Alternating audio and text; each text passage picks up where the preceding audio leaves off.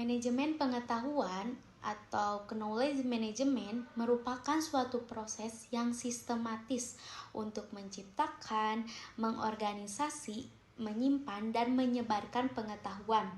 Nah, baik yang bersifat eksplisit, tertulis maupun tacit tidak tertulis. Nah, dalam sebuah organisasi agar dapat digunakan secara efektif untuk mencapai tujuan organisasi tersebut. Dalam konteks organisasi pendidikan Islam, manajemen pengetahuan itu menjadi sangat penting dikarenakan ada beberapa hal. Yang pertama itu untuk menjaga nilai dan warisan keilmuan Islam. Nah, pendidikan Islam tidak hanya mentransfer ilmu umum saja, tetapi juga nilai-nilai agama, spiritualitas, dan akhlak. Pengetahuan yang dikembangkan oleh para ulama dan tokoh pendidikan Islam terdahulu perlu dikelola agar tidak hilang dan tetap relevan dengan perkembangan zaman. Ada yang kedua itu meningkatkan kualitas pengajaran dan kurikulum. Nah, dengan mengelola pengetahuan secara baik, guru, dosen, dan pengelola lembaga pendidikan bisa saling berbagi metode terbaik. Nah, materi ajar yang relevan serta inovasi pendidikan yang sesuai dengan prinsip-prinsip Islam. Yang ketiga itu mendukung pengambilan keputusan yang berbasis data dan pengalaman. Nah, banyak keputusan penting dalam lembaga pendidikan yang bergantung pada pengalaman masa lalu. Nah, dengan sistem manajemen pengetahuan ini, keputusan bisa dibuat berdasarkan informasi yang terdokumentasi, bukan hanya intuisi atau kebiasaan lama. Nah, pendapat pribadi mengenai tantangan penerapan manajemen pengetahuan di lembaga keagamaan atau pendidikan Islam. Menurut saya, salah satu tantangan terbesarnya itu budaya organisasi yang masih tradisional. Nah, banyak lembaga pendidikan Islam yang masih mengandalkan sistem lisan dan belum terbiasa dengan dokumentasi pengetahuan secara sistematis. Nah, ilmu seringkali tersimpan hanya di kepala saja, bukan dalam sistem yang bisa diakses oleh semua. Nah, selain itu, ada kurangnya pemanfaatan teknologi juga menjadi kendala. Nah, manajemen pengetahuan itu sangat bergantung pada sistem digital untuk menyimpan dan menyebarkan informasi. Tapi di beberapa lembaga, terutama yang masih kecil atau berbasis pesantren tradisional, teknologi belum dimanfaatkan secara maksimal. Nah, tantangan lainnya adalah kurangnya kesadaran akan pentingnya manajemen pengetahuan itu sendiri. Nah, banyak yang belum melihat bahwa berbagi pengetahuan secara terbuka itu justru akan memperkuat organisasi, bukan sebaliknya. Jadi, kesimpulan dari jawaban saya, manajemen pengetahuan sangat penting untuk diterapkan di organisasi pendidikan Islam agar ilmu, nilai, dan pengalaman tidak hilang begitu saja, nah melainkan menjadi kekuatan bersama. Namun perlu adanya kesadaran, pelatihan, dan dukungan teknologi agar penerapannya itu bisa berjalan efektif dan berkelanjutan.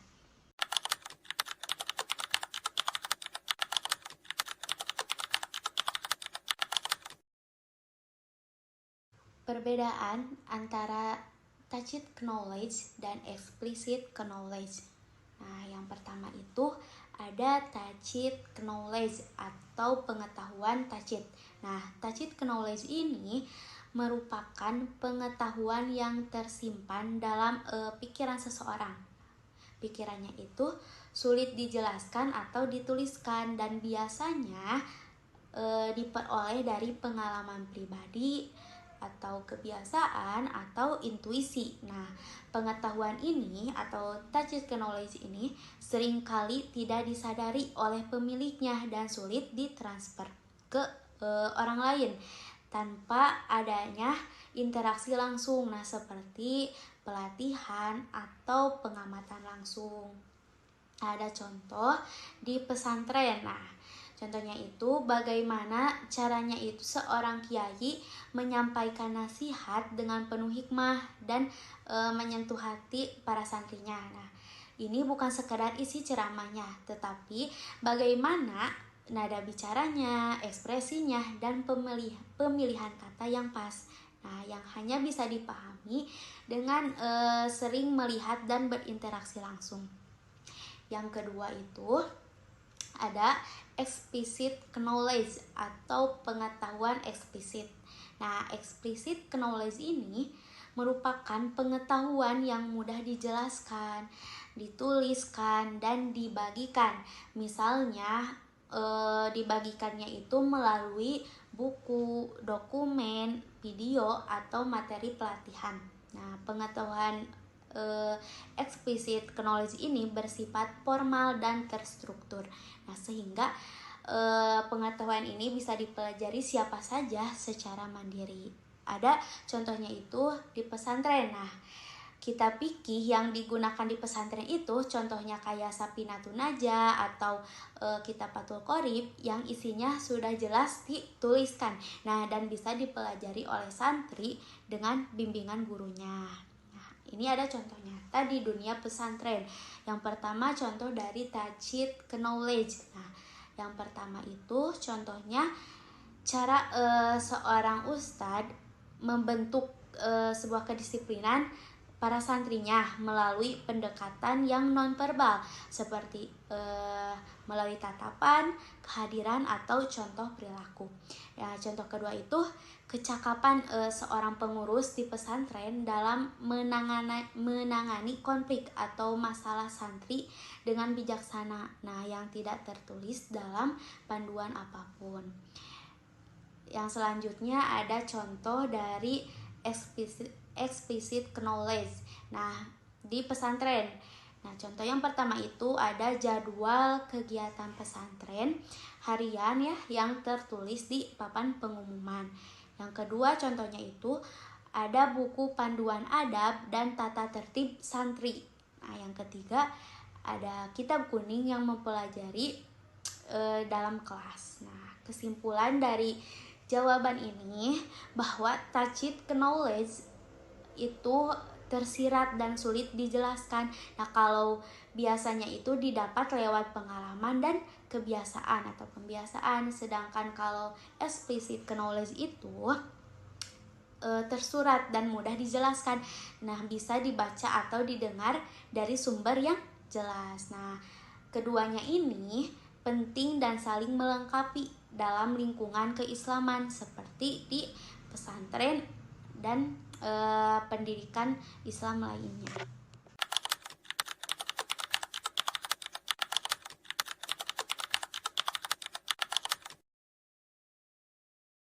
Suatu proses dari knowledge sharing atau berbagi pengetahuan dalam organisasi yang berbasis nilai-nilai keislaman.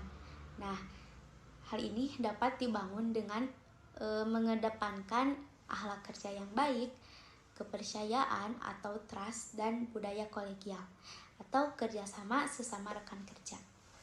Nah, yang pertama ini ada akhlak kerja. Nah, dalam Islam, akhlak kerja ini mencakup sikap yang jujur, amanah atau dapat dipercaya, terus ikhlas dan bertanggung jawab. Nah, ketika individu ini memiliki akhlak kerja yang baik, mereka tidak segan untuk berbagi sebuah pengetahuan karena mereka melihat bahwa berbagi pengetahuan ini sebagai bagian dari ibadah dan kontribusi terhadap kemaslahatan bersama. Nah, misalnya itu membimbing rekan yang belum paham suatu tugas. Nah, dianggap sebagai bentuk tolong-menolong dalam kebaikan atau ta'awun ala albir. Yang kedua itu ada kepercayaan atau trust. Nah, kepercayaan sangat penting dalam membangun budaya berbagi pengetahuan atau knowledge sharing. Nah, dalam Islam, membangun kepercayaan itu berakar pada prinsip husnuzon atau berprasangka baik. Nah, saling menjaga kerahasiaan dan menepati janjinya. Nah, jika seorang pegawai ini percaya bahwa pengetahuan yang mereka bagikan ini tidak akan disalahgunakan. Nah, dan bahwa mereka ini dihargai atas kontribusinya. Nah, jadi mereka ini akan lebih terbuka dalam berbagi ide, pengalaman, atau solusi atas suatu masalah. Nah, yang ketiga ini ada budaya kolegial. Nah, dalam Islam sangat mendorong ukhuwah atau persaudaraan dan musyawarah dalam bekerja.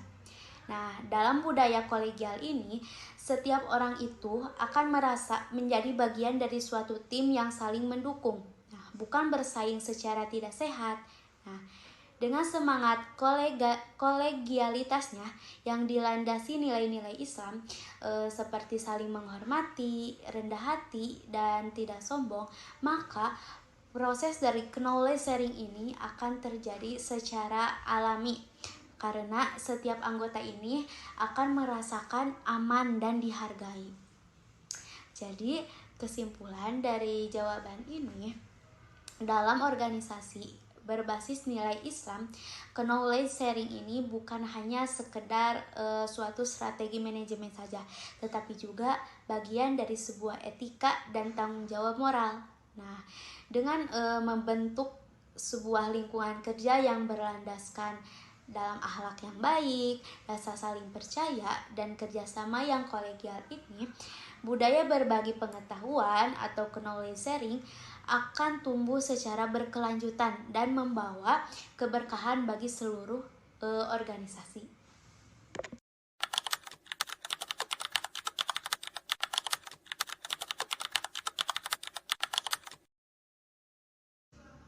Tahapan dalam siklus manajemen pengetahuan. Nah, manajemen pengetahuan atau knowledge management ini merupakan suatu proses sistematis untuk menciptakan, berbagi, ataupun menggunakan dan mengelola suatu pengetahuan dalam suatu organisasi. Nah, siklus dari manajemen pengetahuan ini umumnya itu ada beberapa tahapan. Yang pertama, tahapannya itu adalah identifikasi. Nah, tahapan identifikasi ini melibatkan pengidentifikasian pengetahuan apa yang dibutuhkan oleh organisasi dan di mana si pengetahuan ini berada. Nah, hal ini bisa berupa pengetahuan eksplisit atau terdokumentasi ataupun pengetahuan tacit yang terpendam dalam pikiran seseorang atau individu. Yang kedua itu ada perolehan. Nah, setelah si pengetahuan itu diidentifikasi, maka langkah selanjutnya adalah memperoleh atau menangkap suatu pengetahuan tersebut. Nah, proses ini bisa melibatkan berbagai cara. Nah, caranya itu yang pertama ada cara wawancara, survei, yang ketiga dokumentasi atau penggunaan teknologi untuk menangkap informasi. Nah, yang ketiga itu ada organisasi. Nah, pengetahuan yang telah diperoleh perlu diorganisasikan agar mudah ditemukan dan digunakan kembali. Nah, tahapan organisasi ini melibatkan pengkategorian, pemberian label, dan pembuatan struktur yang jelas untuk pengetahuan yang ada. Yang keempat, ada penyimpanan. Nah, pengetahuan ini yang telah diorganisasikan kemudian disimpan dalam suatu sistem yang dapat diakses oleh anggota organisasi. Nah, hal ini bisa berupa database, sistem manajemen pengetahuan atau knowledge management system, ataupun platform berbagai pengetahuan lainnya. Yang selanjutnya itu, yang kelima ada berbagi. Nah, pengetahuan yang telah disimpan kemudian dibagikan kepada anggota-anggota organisasi yang membutuhkan. Nah, proses berbagi ini bisa dilakukan melalui berbagai saluran komunikasi. Nah, contohnya itu seperti pertemuan tim, pelatihan, atau platform berbagi pengetahuan. Nah, selanjutnya yang keenam ada penerapan. Nah, dari tahapan penerapan ini merupakan penerapan pengetahuan yang telah dibagikan dalam praktik sehari-hari untuk menyelesaikan masalah. Nah, membuat keputusan ataupun menciptakan suatu inovasi. Nah, penerapan yang efektif akan menghasilkan nilai tambah bagi sebuah organisasi. Nah, yang ketujuh ada pemantauan. Nah, pemantauan ini tahapan yang terakhir. Nah, tahapan terakhir pemantauan adalah ada pemantauan dan evaluasi terhadap proses manajemen pengetahuan secara keseluruhan. Nah, hal ini dilakukan untuk memastikan bahwa siklus manajemen pengetahuan ini berjalan efektif dan efisien. Nah, serta untuk mengidentifikasi area yang perlu ditingkatkan. Nah, tahapan-tahapan di atas yang paling krusial menurut saya adalah tahapan berbagi pengetahuan atau knowledge sharing. Nah, knowledge sharing ini atau tahap berbagi pengetahuan adalah yang paling krusial menurut saya. Mengapa? Karena sehebat apapun pengetahuan yang dimiliki oleh seseorang atau individu dalam sebuah organisasi, jika tidak dibagikan, maka pengetahuan itu hanya akan berhenti pada satu orang saja dan tidak memberikan manfaat secara luas. Nah, dengan adanya sharing atau berbagi, pengetahuan ini menjadi milik bersama dan bisa dimanfaatkan untuk kemajuan sebuah organisasi secara keseluruhannya. Nah, tahapan berbagi ini atau sharing ini organisasi akan kesulitan berkembang karena kehilangan kesempatan belajar dari pengalaman dan pengetahuan anggotanya. Nah, contohnya itu di organisasi yang saya kenal, saya mengambil contoh nyatanya itu dari pesantren yang dulu saya pernah pesantren di sana. Nah, siklus manajemen pengetahuan ini diterapkan di pesantren di sana. Yang pertama itu ada penciptaan pengetahuan. Nah, di sana itu para ustadz dan santrinya menciptakan sebuah materi pengajaran ataupun menciptakan metode hafalan yang baru. Nah, yang lebih efektif dari pengalaman mereka masing-masingnya. Yang kedua itu contohnya ada penyimpanan pengetahuan. Nah, di sana semua materi pembelajaran, metode dan hasil dari pembelajarannya disimpan dalam bentuk buku panduan pesantren. Nah, ataupun ada di sana juga arsip digital yang bisa diakses oleh seluruh pengajar. Nah, yang selanjutnya contohnya ada di sana berbagi pengetahuan. Nah, diadakan di sana halakoh rutin antara ustadz untuk berbagi metode pengajaran yang berhasil. Nah, metode mengajar yang berhasil serta majelis diskusi bersama santri untuk membahas pelajaran. Nah, yang selanjutnya itu ada penggunaan pengetahuan. Nah, pengetahuan di sana yang telah dikembangkan dan dibagikan diterapkan dalam kegiatan belajar mengajarnya. Nah, pengembangan kurikulum dan manajemen kegiatan pesantren.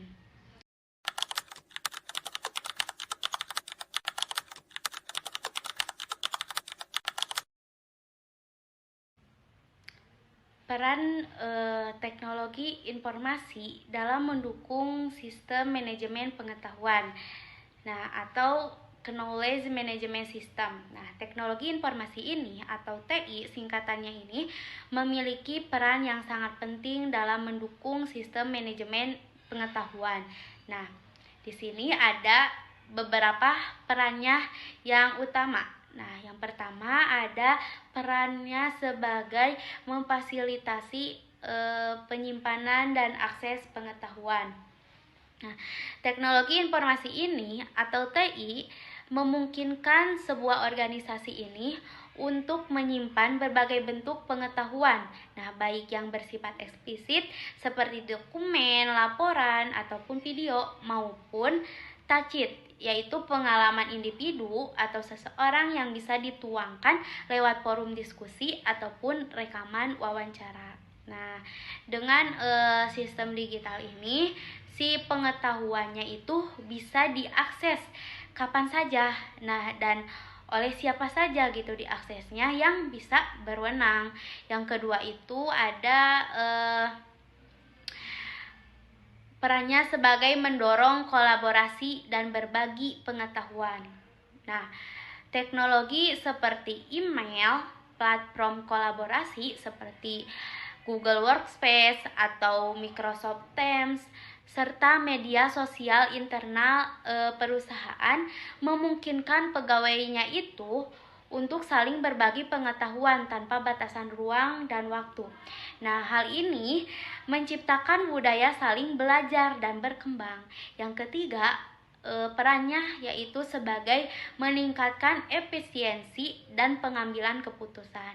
Nah, dengan akses cepat ini terhadap sebuah informasi dan pengetahuan yang relevan, pengambilan keputusan menjadi lebih cepat dan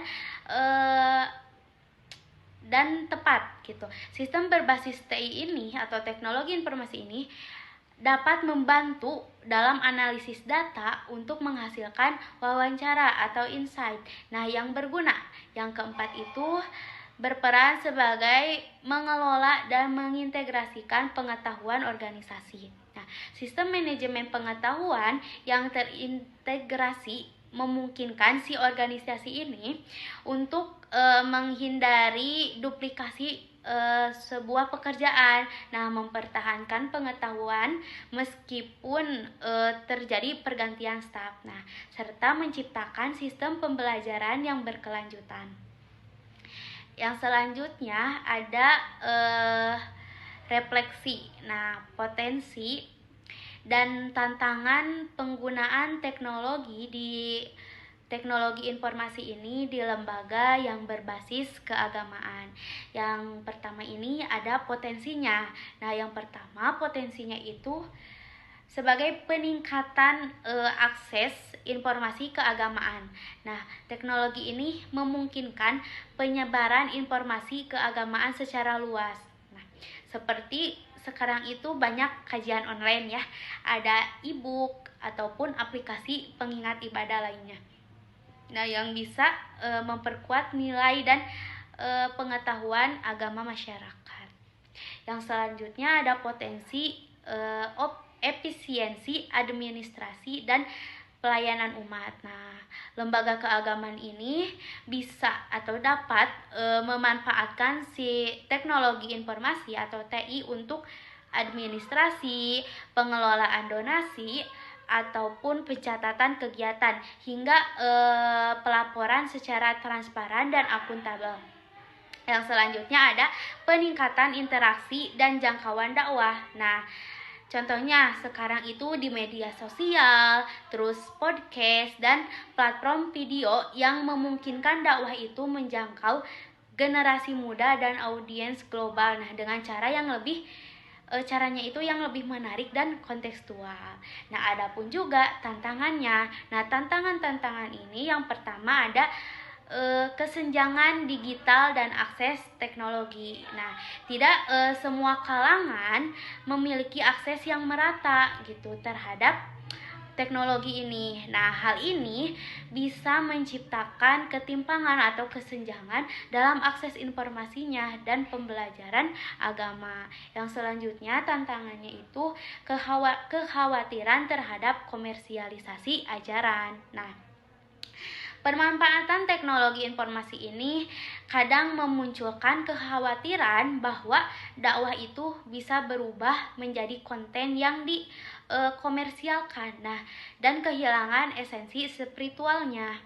Nah, selanjutnya ada tantangan penyebaran informasi yang salah atau hoaks keagamaan. Di zaman sekarang itu banyak hoaks yang menyebar di media sosial. Nah, di dunia digital, informasi ini bisa menyebar dengan sangat cepat. Nah, lembaga keagamaan ini perlu waspada atau perlu lebih hati-hati terhadap penyebaran konten keagamaan yang tidak kredibel ataupun menyesatkan. Jadi, kesimpulan dari jawaban ini bahwa teknologi informasi merupakan alat yang sangat kuat dalam mendukung manajemen pengetahuan, termasuk di lingkungan lembaga keagamaan. Nah, akan tetapi, pemanfaatannya itu harus dilakukan dengan baik, bijak, dan sesuai dengan nilai-nilai spiritual agar pemanfaatan teknologi informasinya ini bisa maksimal dan tantangannya itu dapat diatasi.